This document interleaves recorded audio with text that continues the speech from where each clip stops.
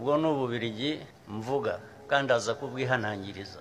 Twarabihanangirije kuva kera, turaza kubihanangiriza n'ubu ngubu. Iyi ntambara ya Kongo, abantu bagiye bakagira iy'u Rwanda. Ntabwo iyi ntambara ari iy'u Rwanda, ntabwo ari u Rwanda rwayitangiye, ahubwo icyo abayitangiye bashakaga nicyo turwana nacyo, ni nacyo ndi bubabwire. Nunkubita ku musaya umwe nugira amahirwe urasigara uri muzima. Icyo abayitangije bashakaga nicyo turwana nacyo kugeza ubu. Aya ni amagambo yavuzwe na nyakubahwa Perezida wa Repubulika y'u Rwanda Paul Kagame umunsi w'ejo ku cyumweru ku itariki ya 16 ubwo yaganiraga n'abaturage. Muri aya makuru kandi ndaza kukubwira ko hari abaganga basigaye bafata agasembuye bakagasimbuza akazi bakora. Reka nguhereze ikaze ku makuru yacu ku buryo burambuye.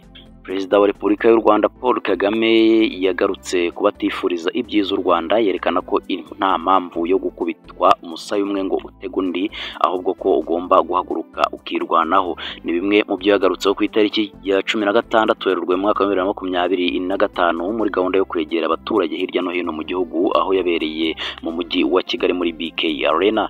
Perezida Kagame yerekanye uko Ububiligi bwagiye kubwira isi yose ngo ifatire ibihano u Rwanda, ndetse yerekana uko ibyo bikwiye kubatera isoni. Ati bakagenda bakajya i Kinshasa bagatunga urutoki u Rwanda, bakavuga ko baza kurufatira ibihano kandi bagiye kubwira isi yose kubikora ku Rwanda. Ariko se wowe nta soni ugira? Isoni aho zikwiye gutangirira no guhamagarira isi yose guteranira ku Rwanda. Koko u Rwanda uko rungana, twebwe twicaye aha tugateranirwaho n'isi yose, ibyo ntibikwiye kuba bitera isoni abantu bamwe baturetse ko dushaka kubaho uko dushaka kubaho, baduhaye amahoro, tugiye kuzira ko tungana nabo ariko bo bafite ahandi bavugira ko haturutse. Yavuze ko Ububiligi bwahereye u Rwanda kera, ati ariko baduhereye kera na mbere y'iyi ntambara cyangwa igitangira, ndetse tukabiyama tukabirengagiza, tukareba hirya. Barabanza banga ambasaderi wacu twaboherereje ngo ntibamushaka, ngo hari ukuntu ashobora kuba atakoreye neza Kongo.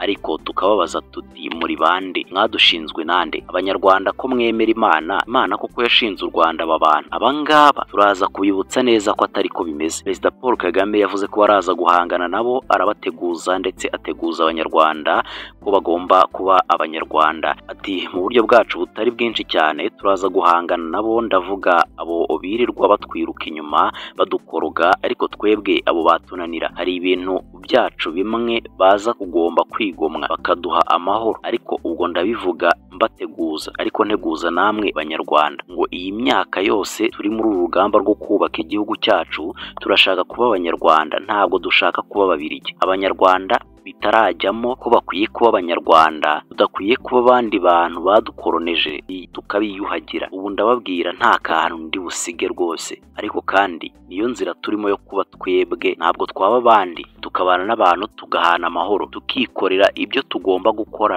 biduteza imbere, tukaba ari byo dushyira imbere yacu rwose. Niko mbyumva, sinzi niba hari undi ubyumva ukundi. Yemeje agira ati abanyarwanda tugashyira hamwe tukumva inzira yacu itwubaka ibitekerezo bitandukanye, bikajya hamwe bigakorera igihugu cyacu, hanyuma tugahangana n'abashaka kudusenya.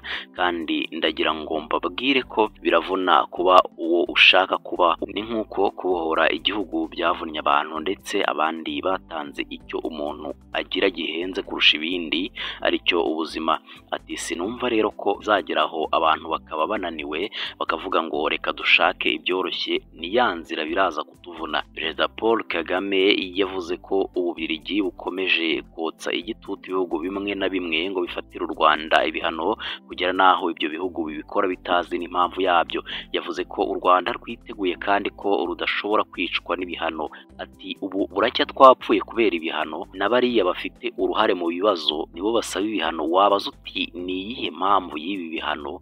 bati ntabwo tubizi ariko Ububiligi bwatubwiye ngo dufate ibihano. Yakomeje agira ati iyo umuntu ashaka kukwica ubigenza ute? Ngo iyo bagukubise ku musaya umwe harya ngo urahindura. Ibyo ntabyo ndimo, mumbabarire mu nyumve, ntawe mbisabye. Nunkubita ku musaya umwe nugira amahirwe urasigara uri muzima, nje iyo niyo dini yanjye, ndakubita n'ahandi hose. Perezida Paul Kagame yakomeje agira ati nta kibi gishobora kutubaho ubu kiruta icyatubayeho, niyo mpamvu mudakwiye kugira ubwoba, niba utinya gupfa ubwoba burabigukiza. Perezida Paul Kagame kandi yerekanye ko intambara yo muri Repubulika Iharanira Demokarasi ya Kongo M23 ihanganyemo na leta ya Kongo atari y'u Rwanda, ahubwo icyo abayitangije bashakaga ari cyo abanyarwanda barwana nacyo. Komeje kuri iyi ntambara avuga ko amateka ariyo agenda agaruka, akaba ariyo ari guteza iriya ntambara yo muri Repubulika Iharanira Demokarasi ya Kongo.